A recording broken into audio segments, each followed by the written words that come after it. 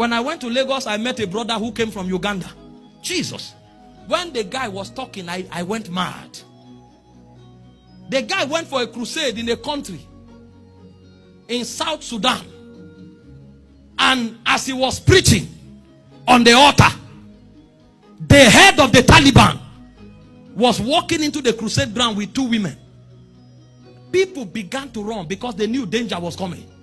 People who were worshiping started running. And the guy didn't know what was happening. He was just watching. And the guy came to him and said, this woman here has been blind for 7 years. Open her eyes or you die. So that one, there's nothing like atmosphere. There's nothing like I'm feeling oil on my head. Because as far as the Taliban is concerned, I can't read your Bible. I don't have time to hear your message. But if what you are saying is true, then this blind person must open. Otherwise, every other blind eyes here that open, I won't believe. And the guy looked at him immediately. Faith rose on his inside. Because a man of power is challenged that stirs him up. If you don't know it, you'll be afraid. When the guy heard it, what? Do you know where Jesus went to? Jesus came down from heaven and went to the bottomless pit and defeated the devil. Is this the greatest challenge you can bring? And he looked at the woman. He didn't pray. He said, is that all you are looking for? He said, woman, see. Maketoa. Hey, yeah, yeah, hey, yeah, yeah. Hey, yeah. Hey, yeah. See, God, hear this. God is not afraid of challenge. He said, test and see that the Lord is good. He's not afraid. The guy said, because you challenge God openly, I will not pray. Woman, see. And eyes began to see. The Taliban knelt down and gave his heart to Christ because of power. It was the husband that said, one miracle is greater than 1,007. If our words see power, nobody will tell them whether our God is real or not.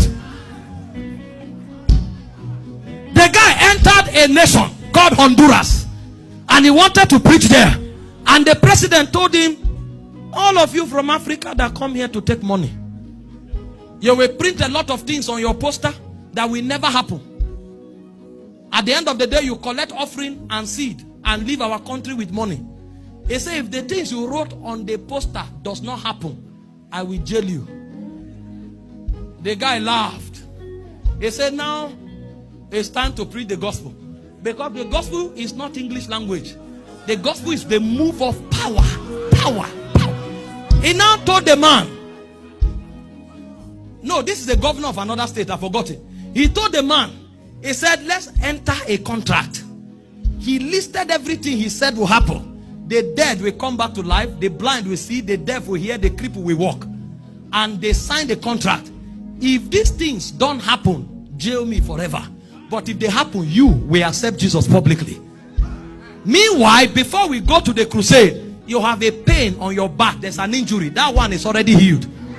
The man checked and discovered he was already healed. What is going on here? Hear this. Hear this. Nobody knows him in that state. And he didn't have money to spend on flyer. You know what they did? They came to the city and asked, where are the school of the deaf? Because that was his own style of evangelism. There's no money for billboard, there's no money for flyer. But if miracles begin to happen, invincible evangelists will emerge. Because if you see Jesus' ministry, there is always a day they brought those who were sick. They went out. There is a day that never have identity. Those day is power that activate them. And the guy they went to the school of the deaf and dumb, signed and brought all of them. So he was putting himself in trouble much more. There was a hospital nearby. They brought ambulance and brought everybody from the hospital. Some people, when I see you know they will die. They look for where cripples are in the market begging. They brought them. So this one is not people who are in church who have heard the gospel. And they brought them and light them up in the crusade. He thought that was all. When crusade started and he dressed to go out, they now told him they have brought 10 dead men to the crusade. You will know that there is a realm of power that is superior to faith.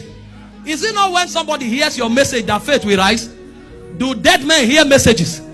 How does the deaf and blinds hear the message? So you don't have to hear, because the Great Commission is a commandment. A superior to faith is a command.